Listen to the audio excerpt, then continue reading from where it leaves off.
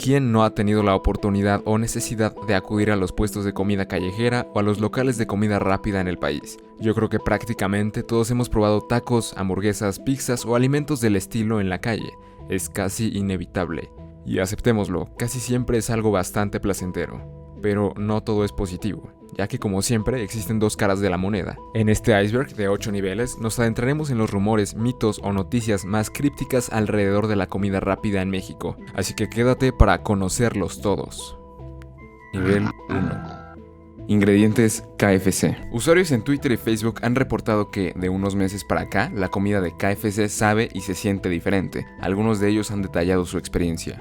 Se comenta que el pollo no tiene sabor a pollo auténtico, simplemente sabe a aceite y que se siente como una consistencia entre aguada y crudo, además de tener gusanos recorriéndole por ahí. Tomemos por ejemplo el tuit compartido por Alex Montiel, denunciando que en la sucursal de Chedraui Ajusco se encontró con una hamburguesa un tanto peculiar, asimilándose bastante a lo comentado por otros usuarios. Una carne que dista a la que conocemos como de pollo o cualquier otra parecida. Lo único que parece es carne, pero con una imagen peculiar. Te dejo la foto y júzgalo tú mismo o tú misma. Otro usuario de Facebook compartió una imagen donde se le ve al pollo aún con las plumas ya cocinadas. A algunos les dio alivio la imagen, ya que por lo menos es una prueba de que usan pollo real. Sin embargo, imagina qué cantidad de cosas pueden dejar pasar en la cocina si un error de ese calibre sucedió. Bueno, los mismos trabajadores de la cocina han opinado y comentan lo siguiente. En KFC sí hay piezas de pollo color verde. Algunos dicen que estas son parte de aquellas que van con jalapeño. También confirma que el puré está hecho de harina, así como el gravy, la parte de café del puré. Como dato extra, una trabajadora comparte un tip importante. Si acudes recurrentemente a este sitio, en la parte de abajo de los empaques de la ensalada y el puré se muestra la hora en la que el puré se descarta y ya no puede ser vendido. Información que sin duda puede prevenir más de un accidente. Comida escupida. Todos hemos escuchado rumores acerca de que en los restaurantes, taquerías, puestos de comida o cualquier lugar donde te sirvan comida, en caso de tratar mal al personal, este puede responder tratando de una forma especial tus alimentos, desde escupirle directamente hasta dejar en ellos otro tipo de fluido. Sin embargo, este puesto nos trae a la más común: escupitajos en tus alimentos. No encontré mucho material sobre este tipo de platillos específicamente denunciados, pero en todos los sitios que visité se habla de que es cierto. Sin embargo, no tan común, ya que depende básicamente de la ética de cada persona, aunque es cierto que a veces podemos empatizar con el personal cuando son tratados como basura, ¿no?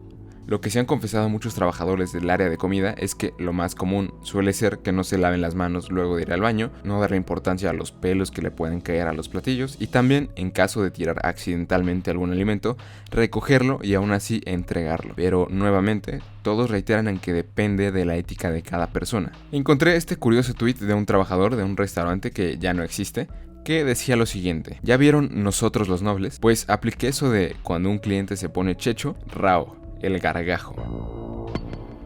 Carne de McDonald's. Seguro has escuchado la típica leyenda de que los ingredientes utilizados en las hamburguesas y productos de McDonald's son de dudosa procedencia e incluso tóxicos. Pero, concretamente, ¿qué es lo que se dice? Se comenta reiteradas veces que la carne utilizada para las hamburguesas de esta cadena no es de carne de res, como se quiere hacer creer, sino que más bien se usan restos de vísceras de aves y otros variados animales. En ocasiones, esta carne es desperdicio de alimento que tenía como propósito alimentar a otros animales, asegurando así un bajo costo en la pieza clave de este restaurante, además de contener químicos sumamente nocivos para la salud, como es el hidróxido de amoníaco, utilizado para eliminar las bacterias de esta carne de dudosa higiene. De hecho, estos comentarios han sido tan polémicos que el chef británico Jamie Oliver demandó a la cadena por el uso desmedido de químicos en sus hamburguesas, los cuales son perjudiciales para la salud, e incluso ganó la demanda. Pero, ¿es esto cierto? La realidad es que no. Lo que podemos desmentir muy fácilmente es que Jamie Oliver, el chef británico que supuestamente había ganado un juicio en contra de McDonald's después de demostrar que su carne contenía hidróxido de amoníaco, no salió victorioso de ningún juicio, ya que no hay registro de demandas del chef hacia la cadena. Lo que sí pasó es que la compañía retiró hace 10 años un derivado cárnico que utilizaba en sus productos tras críticas de Oliver. Pero ya conocen internet, literalmente aquí existe la capacidad de hacer eso una bola de nieve gigante en horas. con lo que para empezar eso es completamente falso. Y en cuanto a la calidad de los ingredientes, en resumen, obviamente las declaraciones oficiales de McDonald's siempre es argumentar que se trabaja con la carne de mejor calidad. Y si bien en otros países hay reportajes completos acerca de la calidad de la misma, en nuestro país lo máximo que se encuentra por ahí es el origen de la carne. Básicamente la producción le es otorgada a una compañía llamada American Beef, ubicada en Chihuahua, y esta cuenta con diferentes certificaciones nacionales y extranjeras. Así que, aunque claro, una hamburguesa de McDonald's nunca va a tener la sensación de calidad y sabor de una clásica hamburguesa al carbón de los puestos callejeros, hasta el momento no hay nada tangible de qué preocuparnos. Objetos crípticos en los platillos. Otro famosísimo rumor que todos hemos escuchado es que al amigo de un amigo, al conocido de un familiar, le apareció cierta o tal cosa en sus alimentos. En nuestro país, esto ha sido lo más críptico. Se dice que existió un caso de un pastel de cumpleaños repleto de navajas de afeitar. La cumpleañera estaba a punto de dar la clásica mordida al pastel, cuando de pronto la madre de esta tiene un mal presentimiento y evita la mordida, para darse cuenta que al partir el pastel estaba repleto de estas sorpresas. Cuenta la leyenda que intentaron contactar al perfil de Facebook que les vendió el mismo, sin embargo no lograron nada ya que dejó de existir. Otro caso similar en torno a los pasteles de cumpleaños es que una usuario de Facebook comentó que al momento de darle la mordida al pastel, un chocolate rozó fuertemente su ojo, al grado de dañarlo tanto que años después sigue viendo borroso con el ojo en cuestión. Nunca supo exactamente qué parte del chocolate fue el responsable. Otra chica comenta que en una cafetería local pero popular ordenó un panini, y todo normal con eso, hasta que destapó la salsa y la virtió en su bocadillo. La salsa contenía varios restos de vidrio molido. En una kermés escolar, un grupo de amigos encargados de vender postres a sus compañeros se percataron de que el chantilly con el que adornaban los alimentos estaba infestado de alfileres. Nunca se enteraron si fue una broma de mal gusto o fue intencionado. Una vez más, algo relacionado a KFC. Un hombre comenta que le salió una grapa en un puré de papa de KFC. Otro usuario de Facebook relata cómo se encontró un grillo gigantesco en el arroz que se sirvió en un restaurante chino tipo buffet. Al poco tiempo se enteró que cerraron el local. Para terminar, lo más turbio que encontré fue un dedo en una hamburguesa. Este caso no sucedió en México, sucedió en Bolivia, pero todo está completamente registrado en internet y en la televisión. Una mujer acudió a un local de hamburguesas llamado Hot Burger, ordenó una hamburguesa llamada Magnífica y vaya magnífica sorpresa se encontró al morderla, ya que tuvo la sensación de algo bastante duro y extraño. Era nada más y nada menos que el dedo mutilado de uno de los trabajadores. Lamentablemente, un empleado perdió el mismo mientras trabajaba, y de alguna forma terminó ahí. Las autoridades del país se dispusieron a investigar el caso, ya que a priori el restaurante no le dio ninguna solución a la mujer que encontró el dedo. Tacos de caballo. Un tema algo recurrente en este iceberg es el verdadero origen de la carne de los tacos callejeros. Así que para comenzar a dudar de esta, analizaremos uno de los menos crípticos a mi parecer, la cual es que en muchas taquerías el ingrediente principal es la carne de caballo, pero sin realmente publicitarlo de tal forma. Así es, muy probablemente ya hayas saboreado la carne de caballo sin darte cuenta. ¿Qué tan real es esto? Bueno, un estudio de la Facultad de Medicina Veterinaria y Zootecnia de la UNAM en 2017 reveló que el 10% de la carne analizada provenía del caballo y era vendida como carne de res o bistec. Estos investigadores analizaron la carne de diferentes establecimientos ubicados en la Ciudad de México, Pachuca, Aguascalientes y Chihuahua. Del porcentaje anterior se confirmó que el 40% de este es comercializado en carnicerías, 25% en supermercados y que el resto, es decir, el 35%, en puestos de comida en donde se sirven platillos como burritos, tacos y entre otros. Si bien este dato per se parece no ser tan alarmante, lo alarmante viene en cuanto más investigaron los compitas de la UNAM, ya que de las muestras que resultaron ser carne de caballo, se realizó otro estudio en el laboratorio Noxgen en México para identificar si contenían clenbuterol, dando como positivo el 75% de ellas, y además, por si no lo sabías, el ingerir una buena cantidad de clenbuterol puede tener como consecuencia directa la intoxicación, la cual puede terminar muy pero que muy mal. Es por eso que a día de hoy es ilegal hacer uso del mismo en ganado. Nivel 2. Tamalera caníbal. María Trinidad Ramírez Poblano es el nombre de la protagonista de este puesto. Así es, una señora que se dedicaba a vender tamales, pero no los típicos. Estos venían con una peculiaridad, eran de carne humana, pero adentrémonos bien a esta crítica historia mexicana. En la madrugada del 17 de julio de 1971, un peluquero de nombre Pablo Díaz llegó a su hogar para posteriormente golpear varias veces, como de costumbre, a sus dos hijos, Mario y Guillermo. María Trinidad, harta de los constantes maltratos por parte de su marido y llena de coraje, una vez que el peluquero se fue a dormir, procedió a darle 3 golpes en seco con un bate de béisbol. Después de dejar inconsciente pero con vida a su marido, decidió tomar una hacha y comenzar a desmembrar cada parte de su marido, empezando por las extremidades inferiores, para terminar con los brazos y después la cabeza. Todo esto, recuerda, mientras Pablo seguía con vida. Al finalizar los debidos cortes, María Trinidad cuenta que colocó los restos en un costal. Sin embargo, eran tan grandes que no cabían todos por completo, con lo que solo dejó ahí el torso, piernas y brazos, mientras que la cabeza fue cenada y colocada en la típica olla de tamales de 20 litros. Finalmente Trinidad no sabía qué hacer con aquello, entonces decidió limpiar el hacha, esconder el bate bajo la cama de su hijo y ocultar el costal con el cuerpo y la olla con la cabeza debajo de su propia cama. Y no fue hasta que 2 días después, el 19 de julio, la policía fue alertada sobre restos humanos descuartizados en un lote de la colonia Justo Sierra, en la Ciudad de México, que comenzó la búsqueda de los responsables.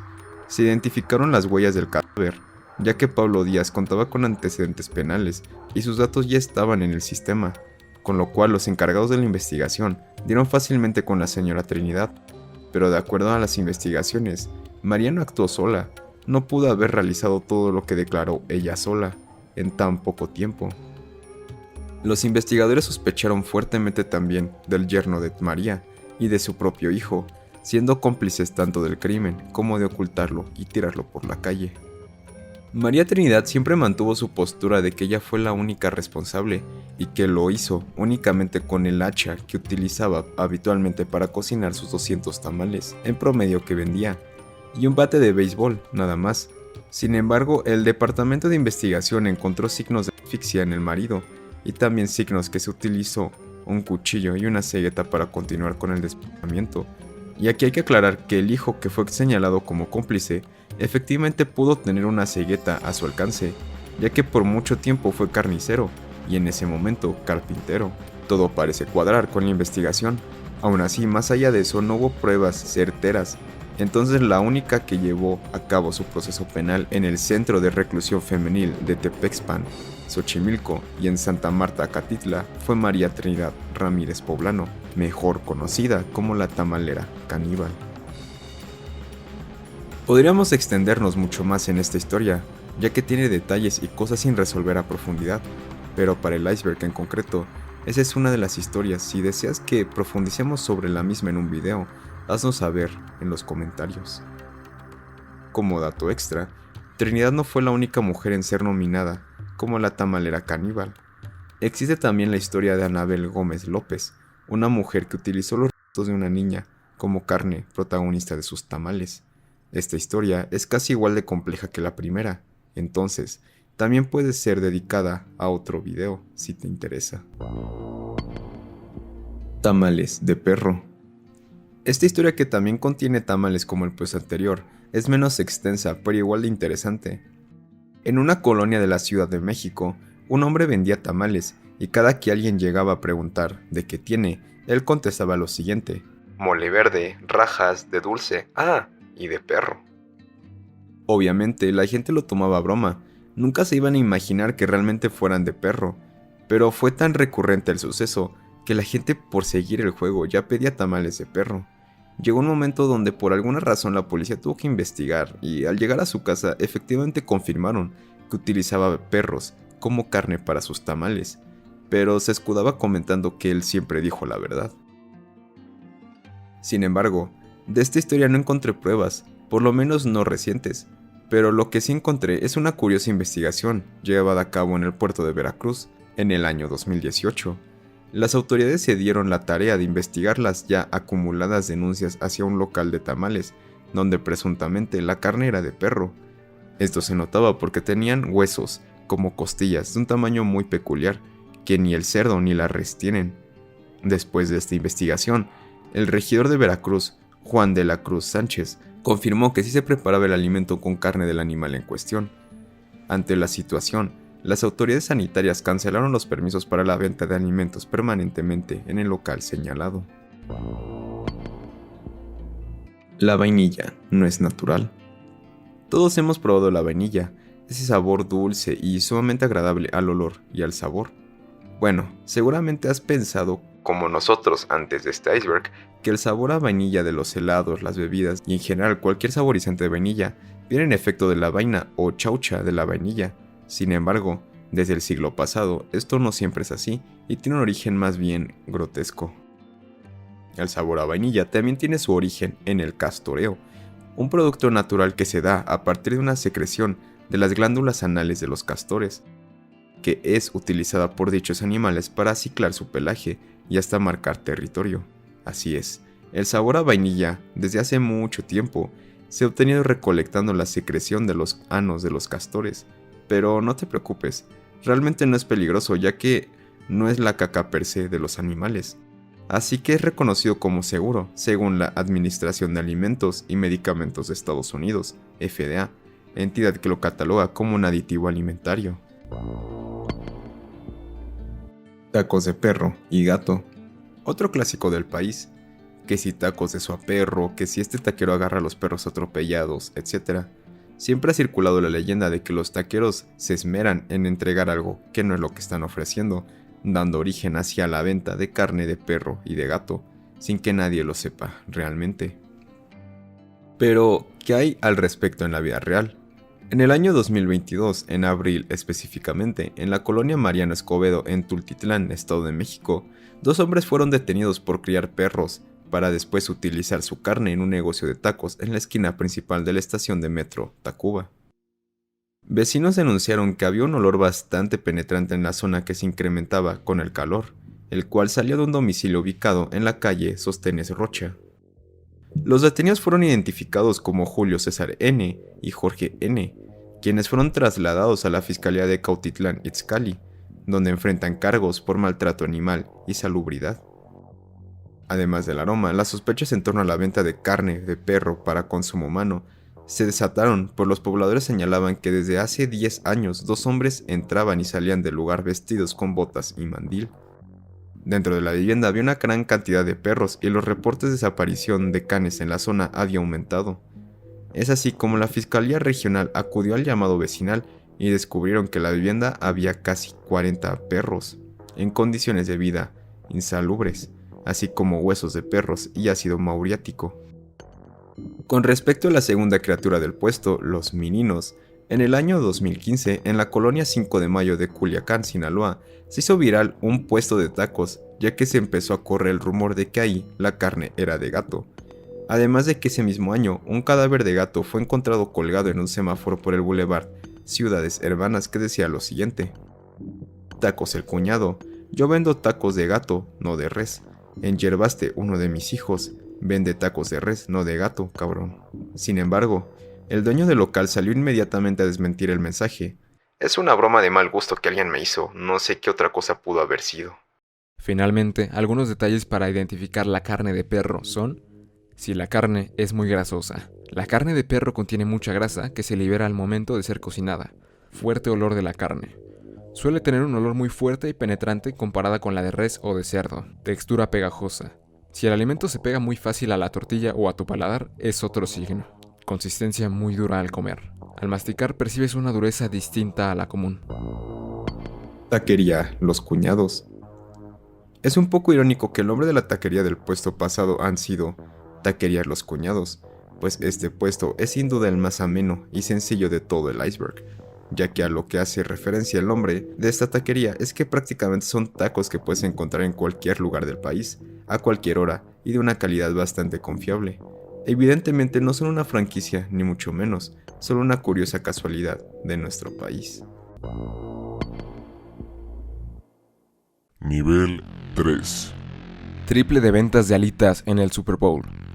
Se sabe que en Estados Unidos el Super Bowl es un evento de magnitudes súper importantes en el mainstream, pero esa popularidad lleva años asentándose en nuestro país. Este magno evento es el pretexto perfecto para hacerse de un buffet de consumo exquisito, donde el platillo por excelencia, tanto en el vecino del norte como en el país, son las alitas. Para la edición 56 de la final del fútbol americano, se espera que los estadounidenses consuman casi 1.420 millones de alas de pollo, según cifras dadas a conocer por el Consejo Nacional de Pollo. Así es, 1.420 millones de alas de pollo. Lo que esta teoría dice es que las cifras no cuadran. Comentan que el consumo de alitas es 3 veces superior a la producción de las mismas. Pero no es del todo cierto, ya que se ha reportado que en Estados Unidos se producen alrededor de 9.000 millones de pollos al año. Si dividimos la cifra entre los 12 meses del año, nos da un total de 720 millones de pollos al mes. Hasta ahí pareciera que en efecto hay una disonancia, ya que si solo se producen 720 millones y se consumen 1.420 millones, esperando que las alitas duren de buena calidad aproximadamente un mes, aunque en buenas condiciones puede durar incluso un año, podría parecer que en febrero se consume el doble de alitas de las que se producen, pero aquí hay que fijarnos bien en los detalles. Evidentemente cada pollo contiene no una, sino 2 alas para venderse, ahí ya dan perfectamente las cuentas, pero además hay que tomar en cuenta que algunas recetas de las alitas parten en 2 cada pieza, dando un total de 4 piezas vendibles por pollo. Entonces, en lugar de ser 720 millones al mes, son 3.000 millones de piezas al mes. Prácticamente salen hasta sobrando con esta regla de 3. Aunque sí, es bastante sorprendente que en tan solo un día los gringos consuman la mitad de la producción correspondiente al mes. Con respecto a nuestro territorio y como dato adicional, durante el evento en 2018 la venta de cerveza aumentó 132% en comparación con el fin de semana previo y el número de unidades por pedido creció 43%. En cuanto a las alitas, su presencia en pedido se duplica y tiene un pico en su demanda el domingo, cuyas ventas crecieron 88% durante el fin de semana del Super Bowl de 2018. Solo resulta irónico que hace unas décadas esta pieza era considerada casi como las sobras del pollo y ahora se crean conspiraciones acerca de su producción. Pollo Crunch. Nuevamente, el pollo se gana otro puesto en el iceberg. Algunos trabajadores de cadenas relacionadas a la venta de pollo mencionan que el pollo utilizado para el pollo crunch, a pesar de estar en pésimas condiciones, echado a perder, apestoso y morado, simplemente es lavado bien con un suero y después cocinado. Ya te imaginarás que al ser crunch, teniendo una capa encima cubriendo la superficie, será difícil que te des cuenta a priori de lo mismo. Así que para la próxima vez, mejor retira un poco del empanizado e inspecciónalo por las dudas. Glutamato monosódico.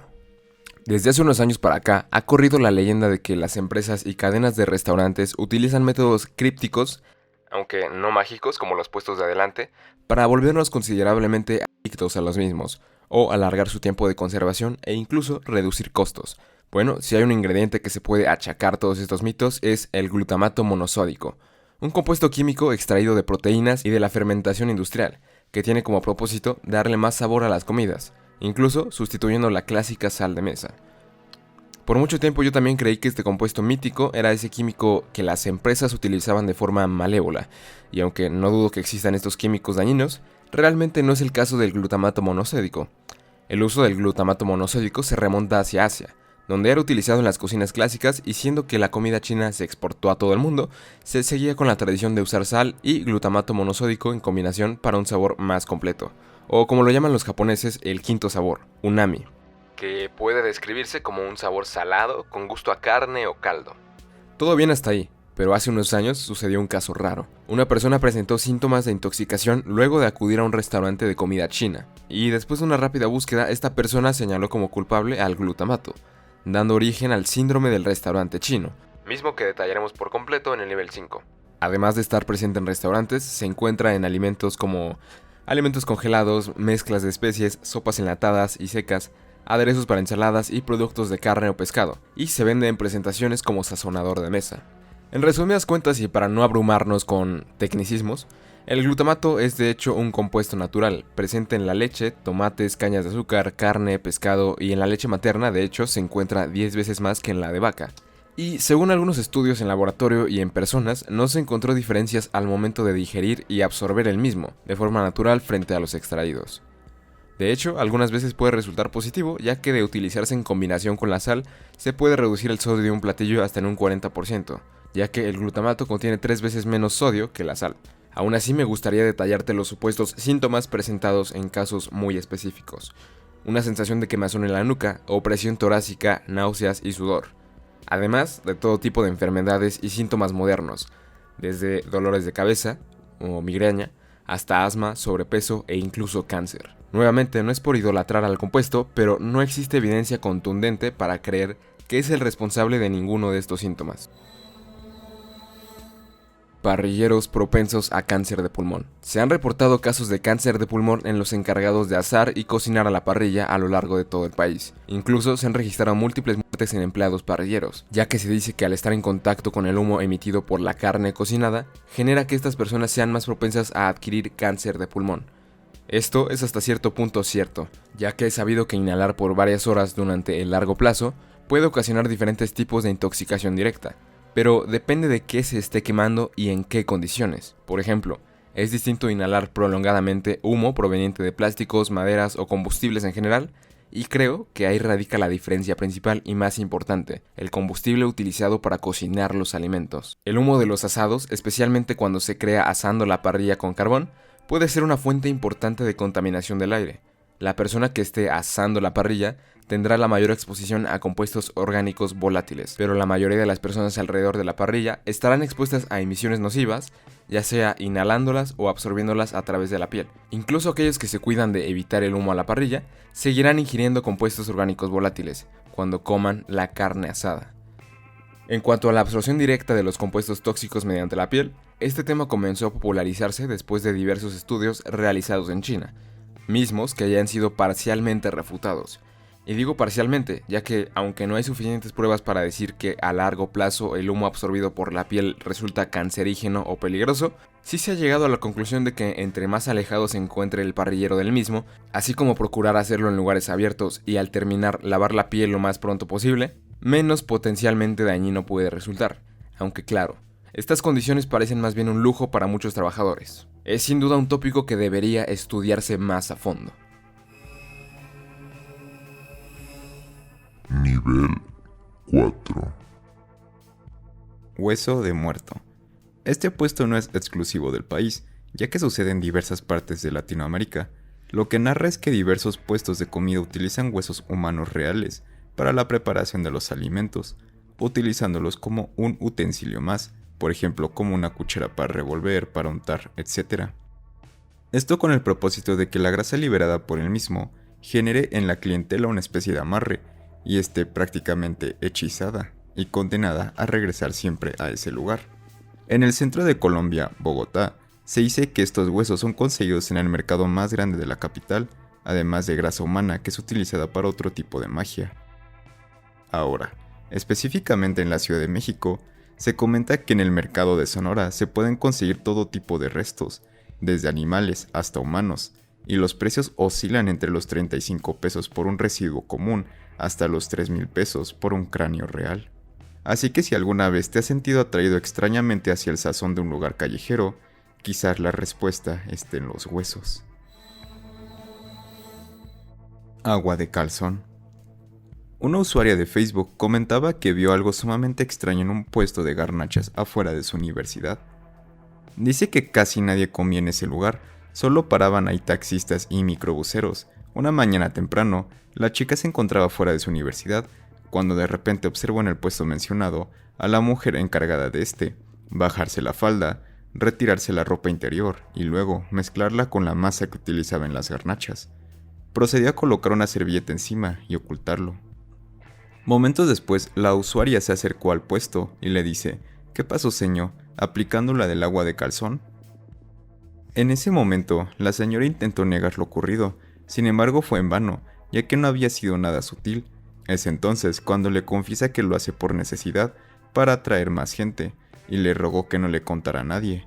Obviamente, la chica le contó a todos sus conocidos acerca de lo ocurrido, y semanas después, el puesto había dejado de existir, por lo cual podemos decir que la técnica del agua de calzón fue muy poco efectiva. Carne humana.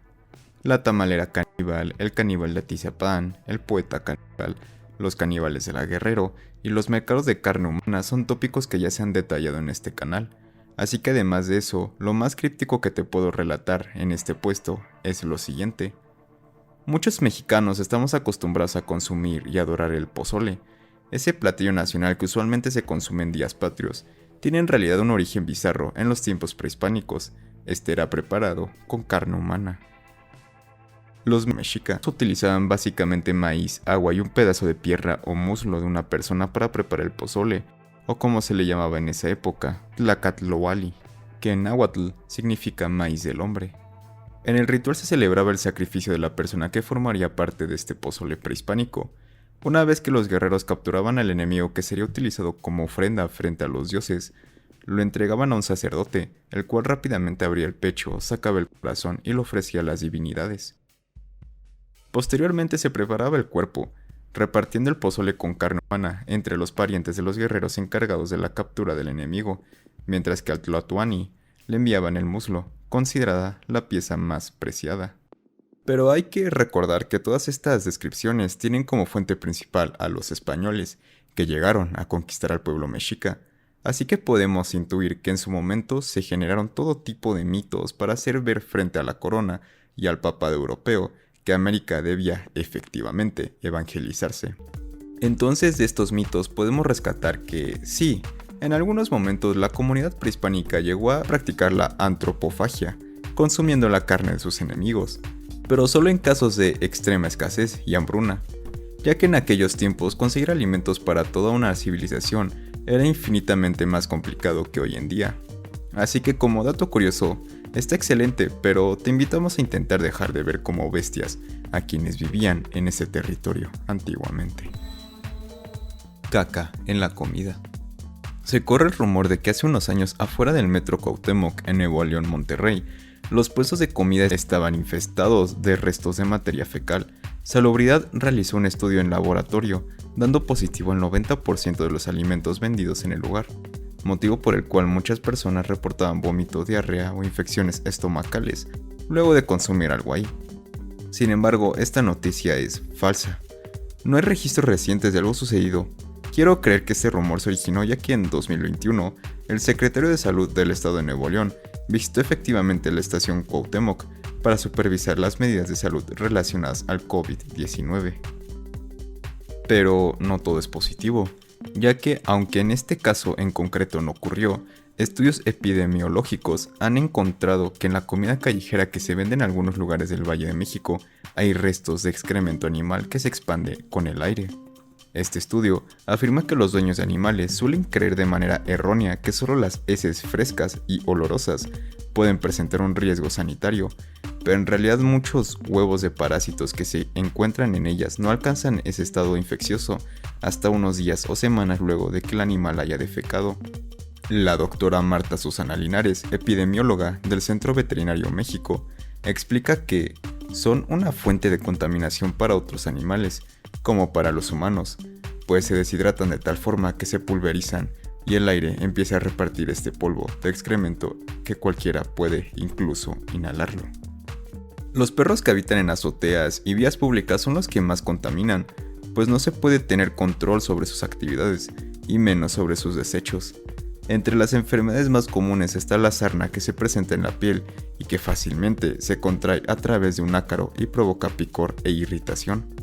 Así que, como es bien sabido que la comida callejera puede provocar enfermedades mortales, el hecho de tener restos de caca puede ser uno de los motivos. Congeladores de Burger King. Nuevamente terminamos un nivel del iceberg con un tema bastante menos desagradable. En McDonald's y Burger King hay congeladores gigantes donde se almacenan los ingredientes para mantenerlos en buen estado por mucho tiempo. Bueno, existe el rumor de que ese lugar es el espacio idóneo para llevar a cabo actividades carnales íntimas. Efectivamente, algunos trabajadores de ambos lugares confirman la teoría de que los empleados más jóvenes y ansiosos usan los refrigeradores para fajar o hacer el delicioso. Asimismo, algunos empleados comentan que los juegos infantiles son un buen lugar, casi siempre bien temprano en la mañana, cuando casi no hay clientes. Nivel 5. Pueblo en China, productor de papas baratas. Cuando escuchamos la leyenda de que el primer mundo sostiene sus lujos gracias a la pobreza del tercer mundo, nos parece tan abstracto que a veces no le tomamos importancia, pero esta historia relata perfectamente este dicho. Michael W. Apple, pedagogo y sociólogo estadounidense, realizó una visita a un pequeño país de Asia, nunca menciona cuál, en donde descubrió algo sumamente críptico con respecto al origen de las papas a la francesa o papas fritas. Michael escribió un artículo titulado Comiendo papas fritas baratas, donde relata principalmente una anécdota que escuchó acerca de esa comunidad. Él se encontraba en un viaje de carretera junto a otra académica local.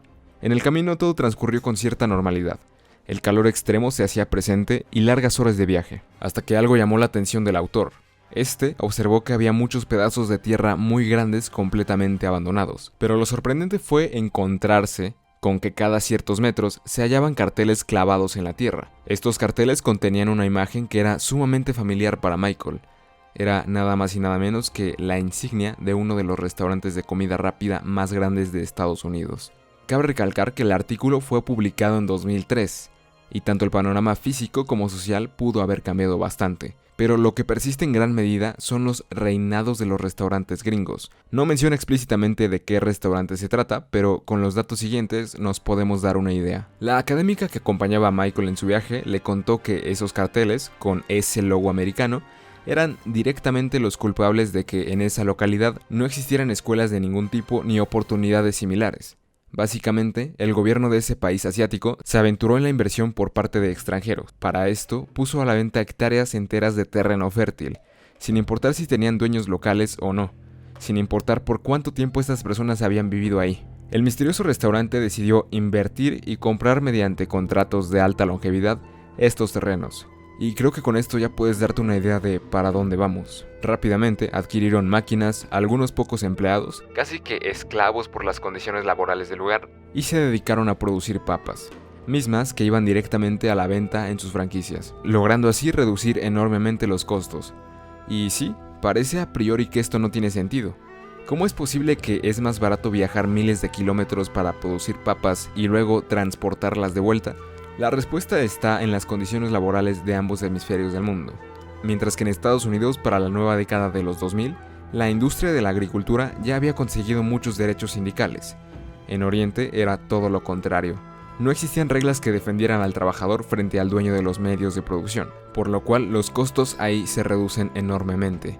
Y esto no es de sorprenderse, ya que en sí nos remontamos a la estructura neoliberal por excelencia. Pero, en fin, para no alargarnos más, el gobierno siguió poniendo obstáculos para los agricultores desplazados. No se les reconoció el derecho a sus propiedades, ni tampoco el derecho a registrar los nacimientos de sus hijos, ya que mediante esta táctica, frente a los altos mandos no había necesidad real de generar oportunidades educativas, es decir, se manipuló el sistema de tal forma que los niños de esa comunidad solo tenían un camino: dedicarse a producir papas el resto de sus días, para que tú tengas la oportunidad de comer de forma económica papas fritas. Me gustaría detallar más acerca de esto, pero es un tema que implica bastantes detalles geopolíticos intensos, además de que el autor no menciona ni a la cadena ni al país en cuestión, pero podemos intuir que no se trata ni de China ni de Japón, ya que mencionó que era un país pequeño. Podríamos pensar por ejemplo en Taiwán, país que dadas las controversias con China, sería el campo de cultivo literalmente perfecto. Si te gustó este puesto, haznos saber y haremos un video al respecto. De todas formas, te dejo en la descripción el artículo completo. Prefieren tirar a la comida a regalarla. ¿Te has preguntado por qué los restaurantes prefieren tirar la comida a la basura que regalarla a los empleados o indigentes u otras personas? Bueno, la comida que se descarta por algún motivo, ya sea porque se pasó su vencimiento previsto, porque rompió la cadena de refrigeración, porque estuvo expuesta a potenciales agentes contaminantes, porque fue manipulada por terceros o simplemente porque no fue tratada con los procedimientos de higiene estandarizados. Si estas obras fuesen entregadas en mano a una persona y ésta sufriera algún tipo de intoxicación a causa de su ingesta, la compañía podría sufrir severas sanciones y complicaciones judiciales. Por consiguiente, cuando un alimento por algún motivo se ha salido del circuito previsto por las normas de calidad e higiene de la empresa, se opta por desecharlo en lugar de ser destinado a la donación. Y todo lo anterior en un contexto de un restaurante que busque cumplir todas las de la ley. Pero varios hemos escuchado casos donde ahí está la comida, está en buen estado y limpia, pero aún así obligan a los trabajadores a tirarla. Incluso si se les sorprende a alguno llevándose algo, está en riesgo de perder su trabajo. Es algo tan ilógico que ocasiona sinsentidos como que cerca de 35% de todos los alimentos preparados y producidos en México se tiran a la basura. El nivel de desperdicio puede llegar hasta un 40% si se trata de carnes blancas como el pollo y el pescado, y un 37% para la carne de res. De acuerdo con la FAO, Organización para la Alimentación y la Cultura, por sus siglas en inglés, esto es equivalente a 20 millones de toneladas de comida al año. Otro tópico por el que sin duda deberíamos accionar más como sociedad. Tacos narco. Lo que menciona esta teoría es que los dueños de taquerías actúan en complicidad con el narcotráfico, recibiendo habitualmente cadáveres y deshaciéndose de ellos en la misma carne de los tacos, sea en tacos de carnitas, suadero o lo que sea. En realidad no encontré pruebas de ningún tipo para desmentir o confirmar la hipótesis, pero me resulta interesante el modo en el que se usaría para deshacerse fácilmente de los cadáveres enemigos. Lo que sí abunda con respecto al tema es que se han utilizado múltiples veces taquerías, ya sea como bodega o el mismo local distribuidor y comercializador de su mercancía. Extrañamente, muchas de estas noticias pertenecen a Los Ángeles, en Estados Unidos. Incluso encontré que ahí mismo existió una taquería con temática de narcos. Literalmente había gente haciendo fila para sentarse en la mesa con el rostro impreso del Chapo, por ejemplo. Comida china. Un usuario en Facebook comenta que mientras trabajaba en el área de limpieza de un local de comida china, le tocaba, además de limpiar, agregar trampas para ratones, ratas y palomas en la parte trasera del inmueble. Lo bizarro comienza cuando nos dice qué hacían con los animales capturados. Así es, estas fuentes de proteína no podían ser desperdiciadas y eran utilizados como un ingrediente más en sus platillos. Obviamente este es un mito muy específico, pero se han reportado casos similares a lo largo de toda la República, siendo la constante que son lugares de comida china. Y aprovecho este puesto para terminar de relatar lo prometido anteriormente, el síndrome del restaurante chino. Lo que se llama popularmente como el síndrome del restaurante chino se refiere a síntomas tales como presión facial, dolor torácico, sensación de ardor en todo el cuerpo y ansiedad después de comer comida china o algo parecido. Los síntomas menores no requieren tratamiento, aunque si se experimentan síntomas graves como dolor torácico, palpitaciones, dificultad para respirar o hinchazón de los labios o la garganta, es necesario buscar ayuda médica de urgencia. Y las personas que han experimentado reacciones potencialmente mortales deben ser muy cuidadosas con lo que comen. El término se originó en los años 60 porque el primer caso reportado ocurrió después del consumo de una comida china. En primera instancia se culpó al glutamato monosódico, pero ya hablamos ampliamente de él en el nivel 3. Nivel 6. Extranjeros alérgicos. También conocida como la venganza de Moctezuma, en este puesto detallaremos el por qué muchos extranjeros al llegar a México padecen de enfermedades estomacales, a veces tan intensas que en efecto se ganan la nominación de la venganza mítica de un tlatoani. El consumo de alimentos es una causa importante de enfermedades en México, sea por locales o extranjeros. Esto se debe a la adopción de malas prácticas de higiene, que en muchos casos son originadas por desconocimiento o negligencia. Como ya hemos detallado en este mismo iceberg, no es necesario encontrarte una uña o un pelo en tu plato para consumir sin querer un alimento lleno de bacterias o virus. Por ejemplo, un extranjero acude a un puesto de comida que obviamente no conoce. Quizás los locales no visiten frecuentemente el mismo, ya que previamente han padecido dolores por este, pero nuestro amigringo, europeo, latino o lo que sea, no conoce de esta reputación y quizás en lo superficial parezca limpio. Seguro los microorganismos de la carne, por ejemplo, mueren en la cocción misma. Pero hay un detalle que no tomamos en cuenta, la salsa. Puede que la salsa haya sido preparada con agua de la llave o simplemente con agua que no fue filtrada correctamente. Ahí entonces, el extranjero o quien sea que haya ingerido esta salsa ya está en grave peligro de una enfermedad transmitida por alimentos. Es tan deficiente el conocimiento del manejo higiénico que resulta paradójico que en el propio hogar se pueda originar una enfermedad transmitida por alimento, debido a causas tan diversas como preparar los alimentos con demasiada anticipación y no almacenarlos adecuadamente. A esto se le debe sumar el hecho de que las bacterias patógenas y virus no generan un sabor, color o aroma característico que pueden alertar al consumidor. Por ello se debe tomar conciencia de las buenas prácticas, entre las que destacan el correcto lavado de manos durante la preparación de alimentos, el lavado y desinfección de utensilios y el correcto almacenamiento de los alimentos preparados. Adicionalmente se comenta por ahí un caso en concreto que llama la atención. Varios mexicanos en el Mundial de Alemania 2006 padecieron de enfermedades estomacales, algo fuertes. Y esto no es exclusivo de este país o del nuestro o de uno en concreto, más bien depende de los factores ya mencionados. Alimentos sin fibra ni nutrientes. Este puesto se encuentra en este nivel, ya que además de críptico es preocupante, incluso triste. De unas décadas para acá, la comida en general ya no es la misma. Recientemente estuve en contacto con un grupo de agricultores al sur de la Ciudad de México, y me confirmaron algo que ya todos sabemos, pero en el fondo no queremos aceptar. Muchos alimentos a día de hoy padecen de nutrientes suficientes para considerar una dieta sana en general, y no me refiero solo a las cosas más obvias como el hecho de que existan los saborizantes, creando así sabores tipo unicornio, espaciales, etc., y simulando al mismo tiempo el sabor a chocolate, sabor vainilla, etc. Creo que esto va mucho más allá de eso. Este grupo de agricultores detalló uno por uno los nutrientes que ya son escasos en los ingredientes base de cualquier platillo. Sean procedentes por la industria o no, podemos comenzar con la falta de minerales en general. Existe un déficit en calcio, flúor, hierro, magnesio, potasio y muchos más, cuya falta genera múltiples deficiencias en nuestro sistema. Puede desde modificar la microbiota intestinal, afectaciones en el sistema inmunológico, pero el que más llamó mi atención fueron las afectaciones a nivel neurológico. Es un tema que personalmente me atrae bastante, ya que si nos ponemos a analizarlo, si comienza a fallar el cerebro, bueno, ¿qué nos espera en lo consecuente? Decidí titular este puesto como Alimentos sin fibra, ya que esta también es de las más preocupantes. Voy a tratar de ser directo. La fibra en general no nos atrae al paladar, por lo menos no a priori. Es por esto que muchos vegetales, frutas y demás se han ido modificando poco a poco para obtener comida con cada vez menos fibra.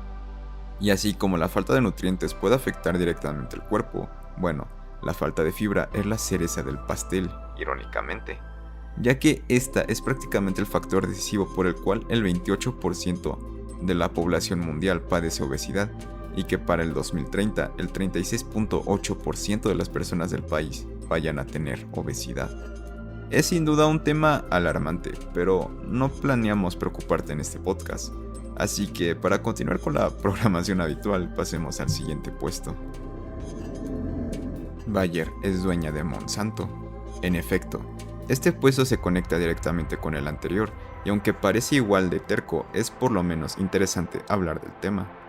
En general se relaciona bastante en las teorías de conspiración el hecho de la deficiencia en la comida, en contraste con el supuesto avance en la medicina.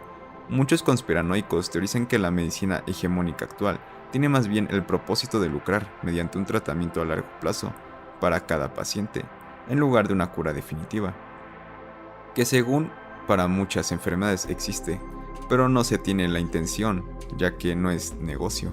En pocas palabras, la industria alimenticia nos enferma y les pagamos a las farmacéuticas para tratarnos, no curarnos.